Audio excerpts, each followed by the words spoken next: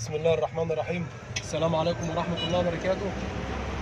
دلوقتي الفيديو احنا شغالين بنحل الفرش دلوقتي، بنغير بنز وبنعمل صيانة والكلام ده كله. ففي حاجة مهمة أنا لقيتها في الشغل وأنا شغال دلوقتي، فقلت ألفت نظركم ليها. تمام؟ إزاي أو لما تكون أنت حل الفرش، مش إن أنا أحل أركب بنز خلاص حليت ركبت خلصت قفلت وبعد كده خلاص امشي. لا، انا بقول بعرفك عشان لما تكون حل حاجتك تراجع على الحاجه كلها واحده واحده. يعني انت حليت مفيش مشكله، طب انا بقفل ابدا مسمار مسمار وانا بربطه براجع عليه، بامن على ديت الحاجه دي اتحلت، براجع عليها بغسلها بفتش فيها يكون فيها مشكله فيها عيب. تمام؟ فوردنا دلوقتي مشكله صغيره خالص، بس هي مهمه جدا، لان ديت ممكن تسبب في قلبان التوك توك، وممكن تسبب ان انت تيجي تكسر او يمين او شمال ما يكسرش معاك الجدون، هتروح مقلوب على طول. تمام؟ ايه هي؟ تعالى معايا واحده واحده. احنا دلوقتي حالين الفرش مركبين له طقم ظرف جديد زي ما انت شايف اهوت، وكنا بنقفل الفرش بنستعدله، قفلنا فرشنا وخلصنا. عندنا هنا دلوقتي دول السايقتين اللي هم بيركب عليهم المساحه. تمام؟ وعندنا المساحه، المشكله كلها في المساحه دلوقتي. ركز معايا هنا.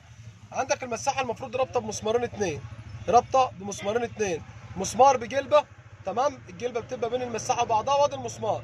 الناحيه الثانيه مفيش لا جلبه ولا في مسمار اهو، نفس الوضع ده كده بالظبط زي ما انت شايف. ده مسمار وجلبه، وده ما في، ده موجود وده مش موجود.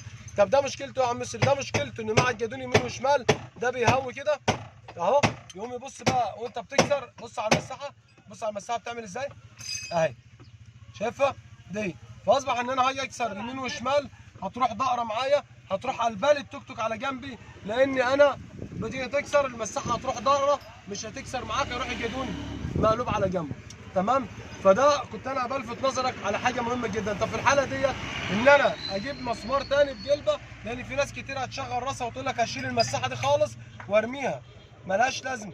هي ملهاش لازمه مفيش مشكله، بس برضه لها لازمه عندنا في شغلنا، ان المساحه ديت بتركب على الريشتين بتوع الصيه بتاعتها، ودي بتعمل عمليه، انا عملت عليها فيديو قبل كده، بتعمل عمليه احكام للفرش بتاعي، بتمنع الغربله بتاعه الفرش، بتمنع الهزه في السرعه. لما بتشيلك من على الجدون ويقعد يرعش معاك بتمنع معاك الرعشه بتاعه الجدون، يبقى اصبح ان المساحه لها لازمه. فاعمل ايه؟ تجيب مسمار 8 تاني، وهي صاموله حشو، مش لازم جلبه لان مش هتلاقي الجلبه بتاعتها، هتجيب صاموله 10 حشو عادي وتحطها وتاخد البوش بتاعها وتربط وتشد على المساحه جامد.